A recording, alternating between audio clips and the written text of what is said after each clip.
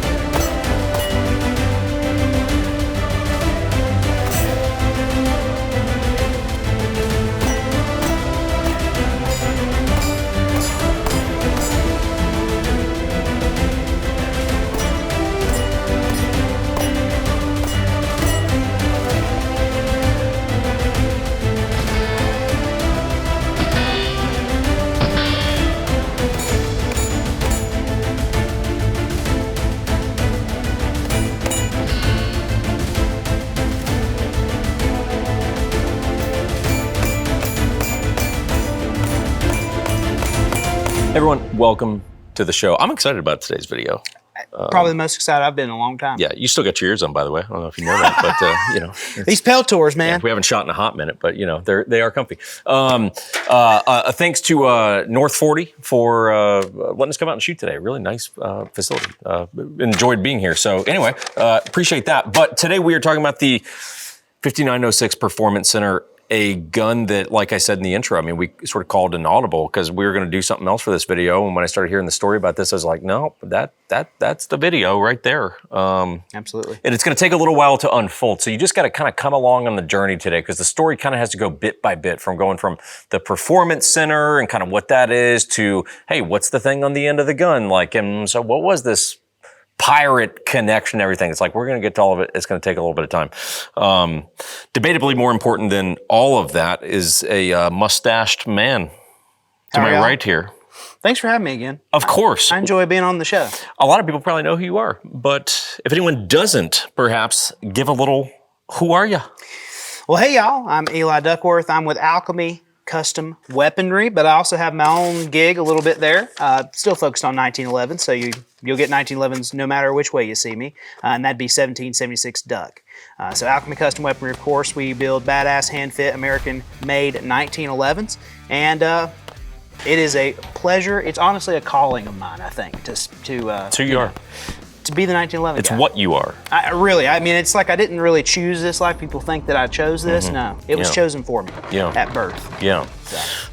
So yeah, we've obviously done a lot of, I don't even pretend to not be a little biased towards Alchemy these days because it's like, hey, we've been doing shoot videos on Alchemies for like 5 years. I mean, it's literally some of the first videos we ever did. They're probably horrible videos, but hey, the guns were great back then. The guns are great now, so you guys can go check that out. And I know you guys are working on some cool stuff this year. Oh, so we have some excellent stuff coming on. I'm excited to tune into that as well.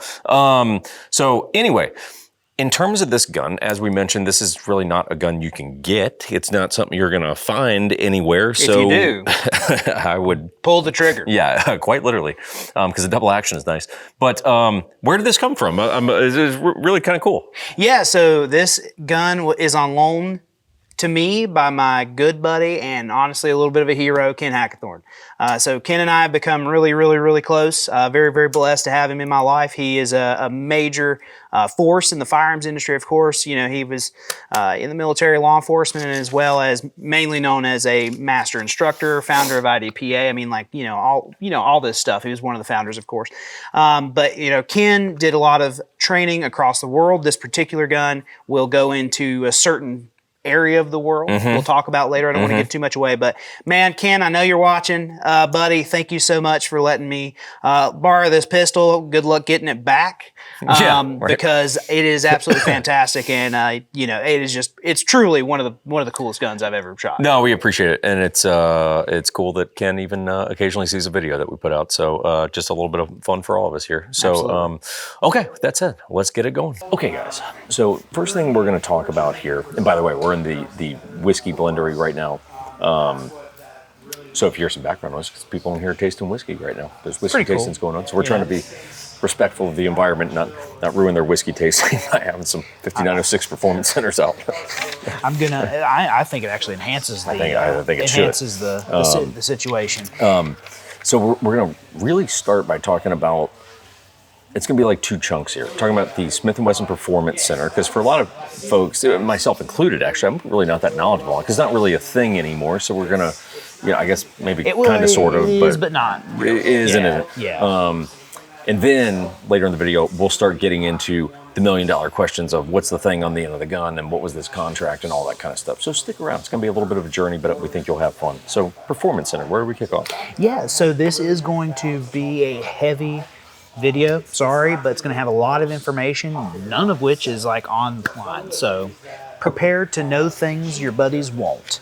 So when we talk about the Smith & Wesson Performance Center, you know, there are Performance Center guns now. Right. They're made on the main line of, I don't really actually know how much performance they do extra, to be honest with you. Like, Same. and I love Smith & Wesson. I do a lot of stuff with them. I couldn't tell you. Like my Model 19 Carry Comp Performance Center, cool. So back in the day, though, the Performance Center was kind of came online in the last decade of the 20th century. Okay, so they took their top automatic and revolver guys and put them in one room. And funny enough, they actually end up at the. And you've never been to the Smith Wesson factory? No. So I actually got a cool tour of it one time, and they had an airplane hangar from World War II. And so that's where the Performance Center was. Oh, that's cool. Super cool. Super cool. So they were stationed away from the normal like product line, okay? And these were the top revolver and automatic, Smiths, Smiths at the time. And actually, you see a lot of really big names roll through that shop during its time there. So really, really something special and something you just do not see today. Okay. So by the time the Performance Center was established, Smith & Wesson was on their third model automatic. So it's like their third generation of metal. Yeah, their third generation of metal framed double single action pistol. There's variants obviously, but you get the gist. Yeah. They had refined that third gen over the past few decades, obviously being the third variation of that generation climb, and it was kind of at the pinnacle. It was kind of the pinnacle. And what the Performance Center did is they took it to the next level.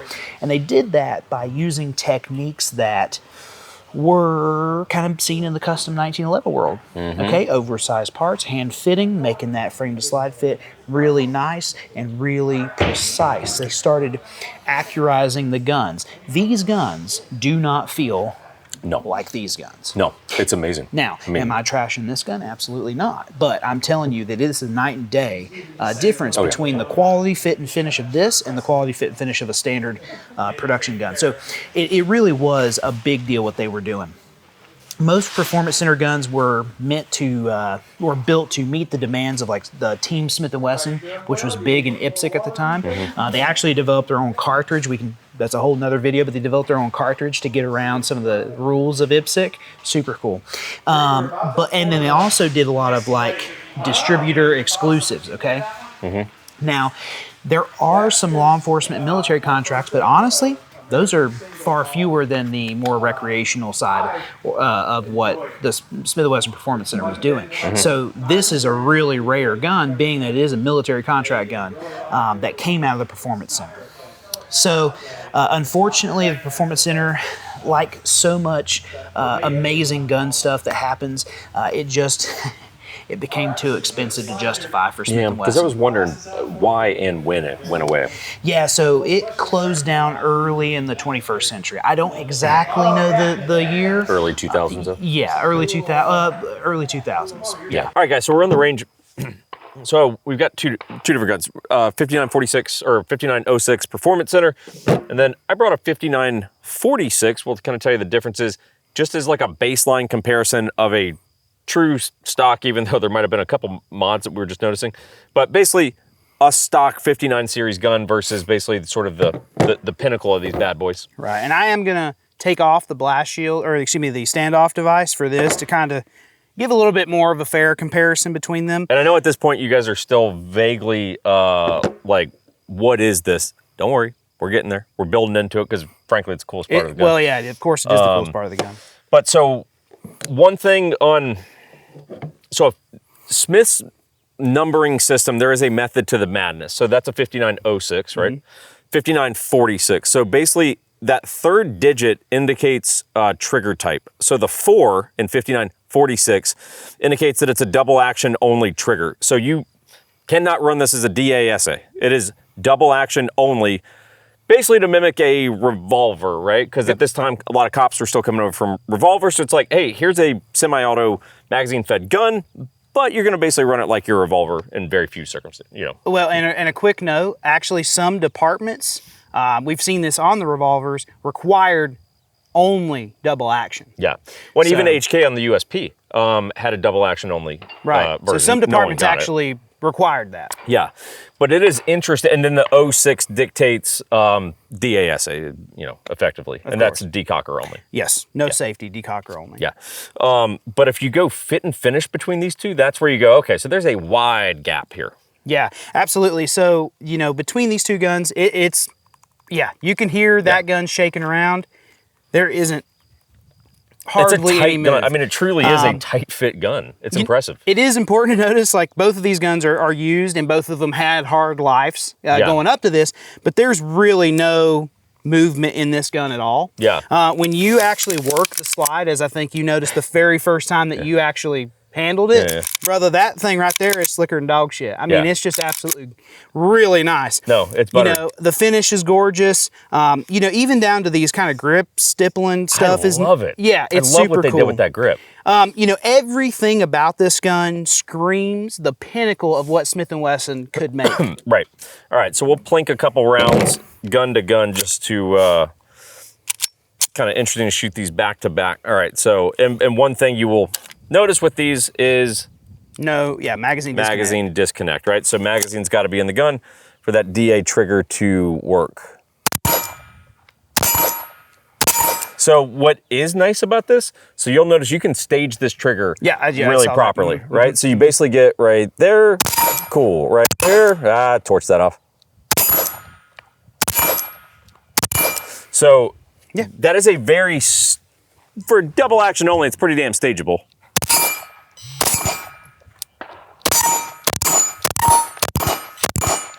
It's truly not a bad shooting gun. You know what? Like, this is the first time I shot it, like, and I'll be the first to admit, I actually had like an almost vendetta against the Smith & Wesson 3rd gens. Yeah. Like, I used to be like, I'll never own one of those. Those are junk guns. And actually the more, and I'll here you hear it first. Yeah. 1911 Boomer here. Yeah. If I couldn't carry a 1911, I think I'm with this They're growing gun. on me. And you know what? I kind of thought, because we'd played with this gun, I kind of thought, man, this is really going to kind of suck. Yeah. It doesn't. It doesn't. No. Even in double action only. Right. And I think part of that is because obviously you and I both are getting more into revolvers, so that's something we're a little more used to. But even this standard stock rattly gun, not too bad. Well, and you got to keep in mind on that gun, let me grab a mag for this bad boy. So you got to keep in mind on the 5946, that was a LE trading gun. I got from AIM Surplus. They're, you know, for nothing. Yeah, very, very low. Whereas that is probably worth a lot of money. Right. Yeah, 100%. That gun's worth a ton. Wouldn't be able to find it. But in terms of the double action, man. But yeah, the double action is so good. Like, I mean, it's smooth all the way through.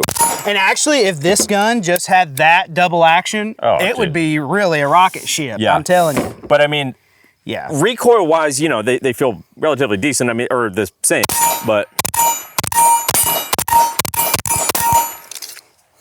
Yeah, it's a really good shooting gun. I'm gonna tell you right now. You know, everyone who's ever told me getting a 3rd gen Smith Wesson, and I've laughed in your face, I'm here to tell you, I'm sorry. Yeah, and I truly sorry. think. I mean, we've been talking about this off camera, but it's like, I think this is what Smith & Wesson should be doing, dude. Like, especially, have you shot an M&P before? Oh yeah, dude, I've owned them. Yeah, like, it's crazy because you know you'd think companies want to progress. And I understand the market, right? The plastic gun shit. I get it. Not really, to be honest with you, but whatever. Dude, y'all, if you could even stick in one of these in your holster, dude. I mean, it's badass. Yeah, it's badass. And here's another thing. Everybody thinks I'm a little bit of an elitist.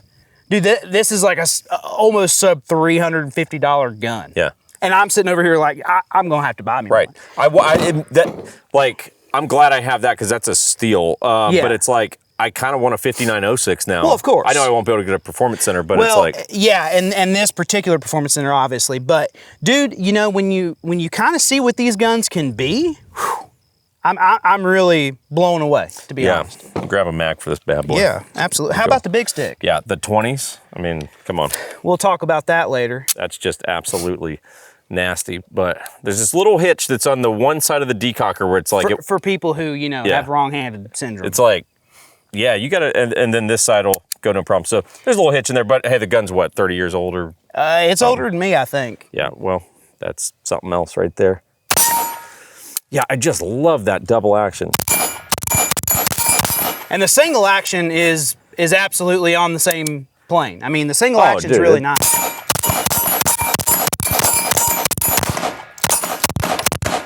And you and I were the last couple, but it's like I hadn't shot this gun prior to 15 minutes ago. Well, and I just got it Saturday, so I mean, I haven't had it very long at all. And I'll tell you right now, you know, you and I were talking, there is a little, quote, hitch in the trigger in single action, but as I mentioned, you don't notice it at all. Not when you're shooting. Actually shooting. When you're live fire, you don't feel a damn thing. When I tell you that's probably one of my favorite guns that is not a 1911, like it's totally not me trying to say it for a video. This thing's incredible. I really want one, actually. Yeah, I'm a big fan. Yeah, okay, we'll take you back to the studio. A big thank you to the sponsor of today's video. That would be National Armory. They're good folks. They're over in the Pittsburgh, PA area. We actually found them on the hunt for Gucci guns. That is where I picked up my Mac 11 that you guys have also seen a video on. And as someone who has toured a lot of gun shops all over the country, they are definitely amongst the finest because their selection of goodies spans from new, cool, nice, modern production stuff to vintage classic things, much like the A5. I wouldn't be shocked if they had like a Model 10, maybe not an A5, but they might have a Model 10 in there. Like who stinking knows? But you can definitely check them out. Like I said, if you're local, that's great. Or if you're not local, no problem. National Armory, if you do a little bit of searching, I have no doubt in your ability to find that. And if you do, you guys can plug in the code 1911, that is 1911, that will save you 10% off over at National Armory. We appreciate their support. Like I said, they got great things. They support us, so we appreciate that you guys support them. All right, thanks. On with the show. Okay, guys. Now, let's really start diving into this particular gun, what the contract was. Obviously, we know it's super rare. Like I said, this video today originally was going to be on a 4506 because it was like, I just got one training day, you know, it was going to be a cool thing. And then we started talking about like, oh, maybe you should try to get this from Ken and bring it to be in the video. And I was like, no, that's the video now. I was like, this thing is epically cool. Well, and I think too, before we get too far into the pipe, like I am famously a 1911 guy. Yeah. Famously a 45 guy. Mm-hmm. This has become my favorite non-John Moses Browning firearm. Yeah. And it's like, I never would have seen that coming. And I'm here to apologize publicly to all those people who told me, try a 3rd gen. And I said, I'm trying to be a lot cleaner right now because there's other people around, but you know, sideways, insert things, places, you've heard me say that. And so I really do need to apologize because I was wrong. These are amazing. Even the non-custom one's cool. So when we talk about this particular gun, it's important to set the stage, okay? That's what I like to do. I think it's important to understand the history of the guns by setting the stage of why they were kind of introduced. And so this gun, of course, is Japanese contract. Now, in post-war Japan, it was relatively peaceful. Wonder why. And the once great empire, let's just be honest, did not make a lot of friends in the earlier part of the 20th century. Nah. And let's just say that people don't necessarily forget things. Yeah. You know, like when you go into cities and when you leave, they call that event the Rape of Nanking. You know, that's not typically a great descriptor of how you treated those people. And so, you know, Japan's got some enemies. They're an island nation, which kind of complicates things further. Of course, imports and exports are extremely important for their economy. Obviously, what happens with shipping, imports, and exports, and has happened, let's be honest, since the dawn of shipping. Yeah, since Jack Sparrow. Jack Sparrow kicked it off, man. Right. Pirates. Yeah. You know? Yeah. Pirates. Like, pirates. There's moments in life where I want to be one. Yeah. I don't think I could have hacked it, but I kind of wanted to try. I'm telling you, man, like, I feel like in my past life, like I commanded a ship. Yeah. Oh, yeah, absolutely. So, anyways, piracy is a big problem for Japan. Now, following the Second World War, again, have no reason why this would happen, Japan did not have a strong navy. Can't really understand that one historically. Yeah, it's confusing. And they did, though, have a fairly strong Coast Guard. Okay. Like their Coast Guard was ranked like in the top 10 navies for ships. Like it's kind of crazy. And so they actually had really highly skilled Coast Guard units that were for you know, anti-piracy, you know, specialized missions. Yeah. Shipboarding, you know, swift craft, like things like that. Yeah. Actually, the SST, which is the gun this unit was made for, they're actually more in line with our Navy SEALs. I was going to say, it's very Navy SEAL-esque. Yes, of course. Not as cool, but hey, they're trying. Yeah.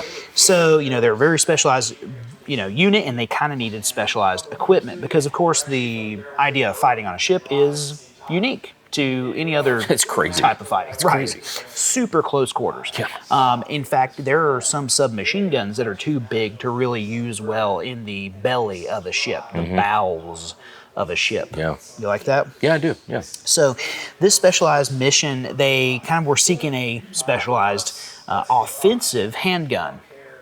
Okay. Offensive handgun. Yeah.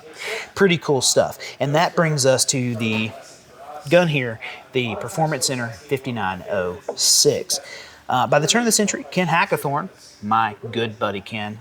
Ken, I know you watch this, so I'm not really going to get too sappy on you, old man, but my good buddy Ken Hackathorn was working for a really big training group, and they actually had the right to sell Smith Wesson products in Asia.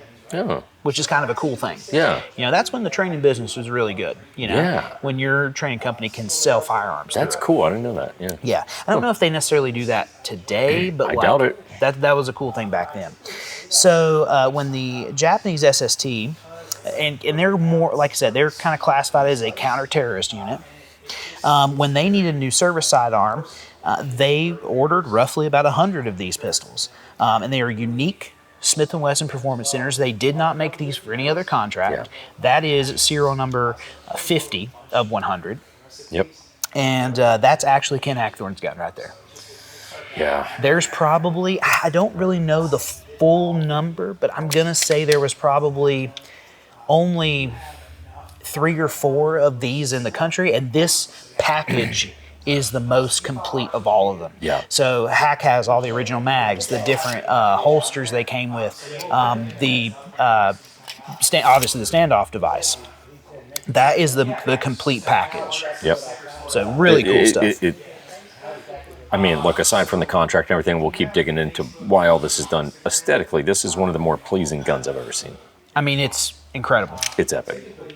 I mean, it is one of the most menacing handguns I've ever seen. It has all the USP match vibes. So I mean, that's where it takes. But like American, like this is the American kind of version of that, but with some kung fu mixed in. Yeah. As we'll talk about. So Smith & Wesson's lead auto pistol guru at the time, Tom Gordon, is the major player in that project. He custom built these pistols and designed the standoff device that gave the gun its unique look. Actually, when you look at the gun here, TG, that stands for Tom Gordon. So really, really cool. And I actually do want to say too, the HTS, I want to say that's Hackathorn Tactical Solutions. Yeah. Pretty cool stuff. Sure. They kind of used his name to market the guns a little bit.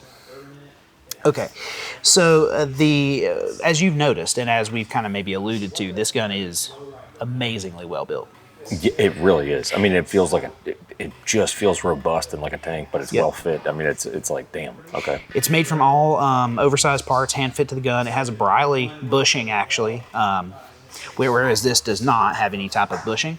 That has a Briley bushing on the end of it to increase and these are very accurate guns and very soft shooting guns. It's more along the lines of a custom 1911 than it is a Smith & Wesson normal factory product. Right. As far as like how it's actually built. So really, really cool stuff today. It's got an amazing trigger.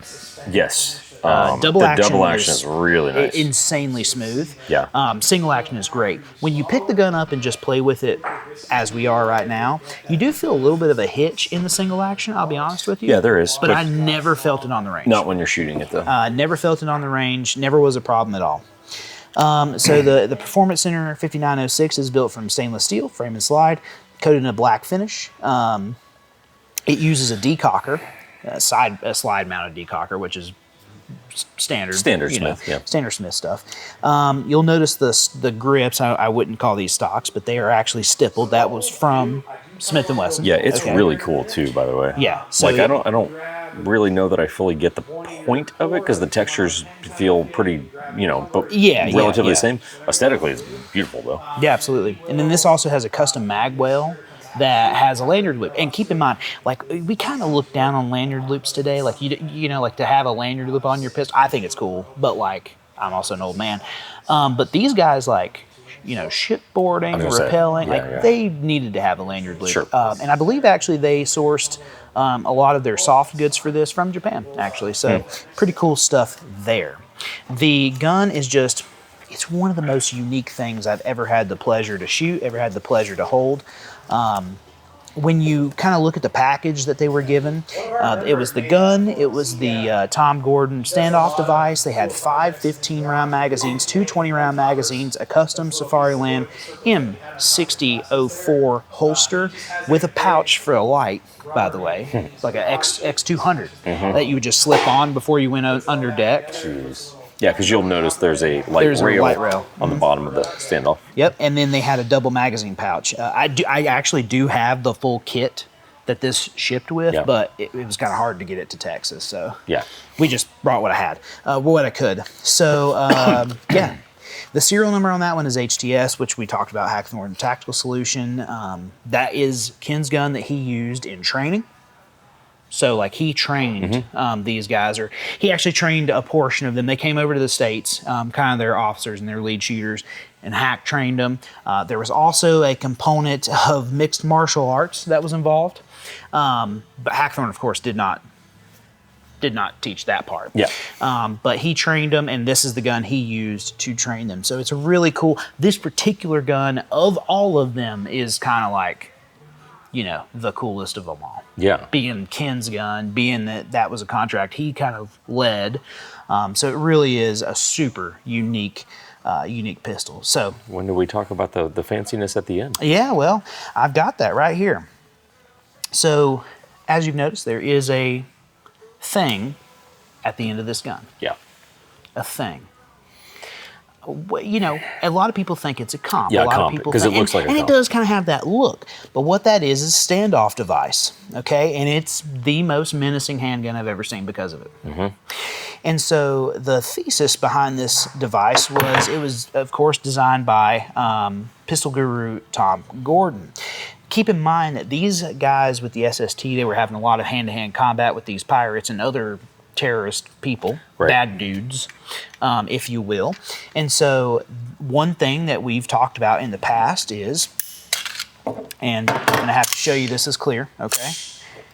I'm putting the magazine in only because magazine disconnect. Sure. If you push this gun into somebody, the trigger does not work. When the gun is in battery, it's fine, the trigger works. So in a really tight CQB situation that you might find yourself on a ship, encountering, you might have to do this thing. this number. And you certainly don't want the gun to go nothing when you want it to go bang. Right. Because, of course, it won't click at all. So that is knurled on the end. So you put it in somebody or something, and it won't slip off. Right. Okay. I mean, no, it's just I don't know why. Yeah, it cracks me up every time I start talking about it, and it's actually pretty sharp when you feel that. Oh yeah, no, like it's not soft. So and of course it does have the under rail for a white. Yep. So these guns, when Hack was training with them, he actually shot it without the comp most of the time, or without the standoff device, excuse me, because like a comp, it kind of is a blasty thing. Like it's, you spend all day on it, you kind of, it's got a concussion aspect to it. Interesting. So he actually shot it without the standoff device a lot. However, the holster that was made for it is specific with the standoff device. Sure. So I think he had his own holster for that. So like I said earlier, they're mixing in the Hackathorn shooting school, and they also had mixed martial arts instruction to go with this gun as well. Yeah, I mean, the whole idea is in a close CQB. I mean, it's almost like CQB on steroids, where it's like, hey, not only are we in confined spaces, we're in really confined spaces. Of course, hallways, tiny ship rooms, things like this, where it's like, hey, look, the likelihood of winding up hands-on with someone is significantly increased. Yep. Because there's simply not space and distance between you and a potential threat. So it's like, hey, look, if you're going hands-on more often, way higher likelihood that you will be doing contact shots. Yep. And it's like, hey, in doing contact shots, your slide might be coming out of battery. That's a problem. It is. Yep. It sure is. And even if it wasn't coming out on the first go, I mean, if you are in a tussle, it might happen during that string of fire. Yeah. I mean, there's a lot of things that can happen, and this standoff device prevents that. It allows the gun to continue cycling reliably. Yeah. So, I mean, it's unbelievably cool. I want that gun so much. I mean, I'm in love with it. And it's like if Smith ever sees this video, it's like, guys, I hate to be the bearer of the bad news. You're making the wrong crap right now. Dude, I would almost bet my firstborn child that if Smith & Wesson went to this, they would be printing money. Yeah. Printing money. And I'm not even saying they have to build them to this degree, but if they could. They could, but they could charge a premium for it. It could. And yeah, and you know what? Smith & Wesson is lacking in a premium. They don't have it. Product. Yes. Like they even their kind of custom offerings kind of, aren't really. This could be their premium line. Yes. And I promise you, like, especially with the resurgences we've talked about off camera of single action and double action, I think this would be a heavy hitter for Smith & Wesson. I cannot express really to you how much I love this gun. Yeah. I mean, I'm obsessed with it. Yeah. Obsessed. Yeah. When that gun came in, dude, I fell asleep with it. Obviously unloaded. But like I was like watching, Gilmore Girls and like, dry firing, on Lorelei, and then like, fell asleep with it. Yeah. It's epic. So we'll cut you over to the range and just sort of show you practically how the standoff device works. Okay, so now we're going to show you how the standoff device is really meant to work, because it's pretty freaking cool. So to demonstrate that, we'll take the 5946. All right, gun is empty. And basically the idea is that, hey, when a gun, with very few exceptions, is pressed into a target, let's just say that the barrel is the target, because that slide comes out of battery, your trigger is now effectively dead. Versus if it's in battery, obviously it now works. So that slide being pushed out of battery is what kills your ability to shoot the gun, whereas the standoff device is meant to work around that. Right, and so we're gonna show real quick, it's empty. So the standoff device, of course, designed by Tom Gordon of the Custom Shop. Press in, pull trigger. Badass. I mean, it doesn't matter how many times or how hard you press, it's gonna go off every single time. It's also knurled on the end. Yes. So that it doesn't slip off. Maintain traction. And then remember, we talk about this gun being used in training with mixed martial arts as well. So, I don't know exactly the extent of that, but there's probable cause that Now, could for those strike of you somebody. who are 1911 fans, if you're like, oh man, I wish 1911 did that, kind of sort of does in a roundabout way. Yeah. You know what I'm saying? Oh, yeah. You know the hack? Oh yeah, you got to start the trigger pull and then Yeah. drop the safety. Yeah. So we won't demo that because it's not about 1911s, but just know the 1911 is also cool because there is a way to, in essence, game the same situation. Right, but it isn't a repeatable action like No. this. No. Of course. So No. this is a specific tool designed for a certain, mission set. Yeah. And, So and now we'll try to find a way to really sort of demonstrate it for real. Okay, sit rep. We're on a boat. You just got to imagine this is a narrow hallway, right? Could be a submarine for all we know. I mean, we don't know. probably just a boat. Probably just a boat, Okay. right? But if we went grandeur, I mean, Sure. could have been a nuclear. Tight quarters. Yeah. Right, so we're in a ship, and we come across Juan Pablo, okay? Pirate. Now, well, yeah, on the 1911 Syndicate sets, he's Juan Pablo, but he has made his way to Asian waters, Okay. okay? We don't like it. No, he's not supposed to be there. Right. He's not supposed to be there. He's not welcome. He's got his chest fur out. He's kind of looking at me. He's looking at you. He's got it. Now, you'll also notice, if I approach someone in a ship with my, right? If I approach you like this in the streets, what are you gonna do? You're gonna be like, either you're gonna do this or you're gonna be like, oh shit, it's about to get spicy. So he's now fucked with the wrong gringo on the ship, That'd be me. I'm Yeah. the gringo.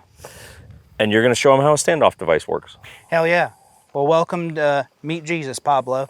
Now listen, when you're doing this, you have to understand that the Smith & Wesson 5906 was almost an offensive handgun in this scenario. Kinda, yeah. It was designed, I mean, we're talking really tight quarters. Probably only thing else would be submachine guns and sometimes I think this would still be the primary that would go down into the ship's belly. So we come across into really tight. We start to get into a little bit of a tussle. Me and Pablo, I stick the gun in. Now on a normal, 5906, when it goes into, his rock hard abs, Yeah. I mean, I just have to call it like I see it. Yeah, no, he's in shape. It would come down to, being a little bit of a issue because the gun would probably go out of battery. With standoff device, Oh, folded him. Poor bastard got folded. not a chance. Not a chance. Bad day. Bad day in Asian waters. Absolutely. Did you know the 1911 Syndicate is a real estate company and that Jake, the ginger here, could help you buy or sell a house? Okay, guys, so to wrap up the video, this one was really fun for me. Even learning about it and everything, getting to shoot the damn thing is super badass. But there's just those fun moments on the channel and kind of doing what we do where you go, all right, hang on, we got a chance to show people something they've probably never seen. Very few people know what this is, and it's like, cool. Those are the videos that get me pumped up where it's like, let's bring you something you don't see every day. Like, this is that. And like a big thanks to Ken for letting us borrow this because this is just damn cool, man. Well, yeah, and now Ken's gonna have to, fight me for it back because I'm telling you, it is genuine the coolest non-Browning gun I have ever shot. And like, dude, like, I'm sitting here like, if I could get that, like, I'm done. I'm out. That's my double single action for life. Yeah. It's just the coolest gun. The history, awesome. The gun, amazing. Yeah. The provenance, of course, I'm very close with Ken. I mean, this is really one of the coolest guns that I think you've had on the channel just because it's so unique. I agree. You've had some amazing guns, of course, but this is just something with some real wild history. I'd love to know anyone watching this that plays in the like custom gun space, like gunsmiths that really enjoy taking on cool stuff. Like, if we had a 5906, who's the shop out there that's like, That could do that. we could do that? Because Seriously, I'd buy a base gun right now. I'd buy one tomorrow. Yeah. Right. Yeah, I'm like telling 100%. you. It makes something and modernize it a little bit. I mean, shoot, they could make that into a comp for all I care. I think that'd be pretty badass too. I agree. I actually agree with that. I'm not even too worried about the standoff device. Truthfully, the aesthetic of it is what I really appreciate. If you want to make that a comp that somehow goes on a rail or something, I don't really care. But if there's a shop out there that's like, you know what, that's pretty inspiring. We could do something with that. Jump on in. Yeah, I mean, and this gun comes to you, the viewers, at a perfect time. The world wants the retro thing. The world wants the double single action, which, you know, of course I'm a big single action 1911 guy, but I can appreciate that. Lord, if you just get away from striker fired plastic guns, I really don't care actually what happens. Yeah. 226, third gen Smith, you know, CZ75 if you work at a Starbucks. Just, you know, get a freaking cool gun. And you know what, man? Do you mind if I kind of talk about that? Helps. This is a cool gun. Yeah. Oh yeah. Yeah. Like this is awesome. This is obviously the focal point, but this is just to show you another one of those examples of, hey, you can get a cool gun and not spend a ton of money. Yep. I mean, aim surplus $270 right now. Yeah. Yeah. And I'm gonna be honest, when we shot this, and we shot this after this, so I was like, this is gonna be a drag. Man. Yeah. Enjoyable. Man. Yeah. Yeah. I'm buying one of these, dude. Yeah. I'm totally getting on the aim surplus 270. Send it on. Yeah. And, you know, I think this is a cool piece of American history that's overlooked, undervalued, and like I said, has some cool high points. Absolutely.